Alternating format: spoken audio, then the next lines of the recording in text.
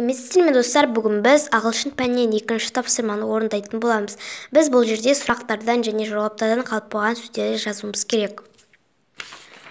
Біріншісін қарайық. Біріншісінде Are you going to watch a horror film? Yes, I am. Бұл жерде am жазылады. Am деген, яғни қысқартылып жазылған түрі. Is he going to make a film? Бұл жерде is'ді жазамыз. No, he isn't. Isn't болады. What are they going to do? Бұл жерде are деген сөзді жазамыз. They are going to make a film. Are болады бұл жерде. Are they going to be famous actors? Бұл жерде they деп жазамыз. No, we aren't. Aren't деп жазамыз. Is Samad going to take David and Sarah sightseeing? Бұл жерде is жазылады.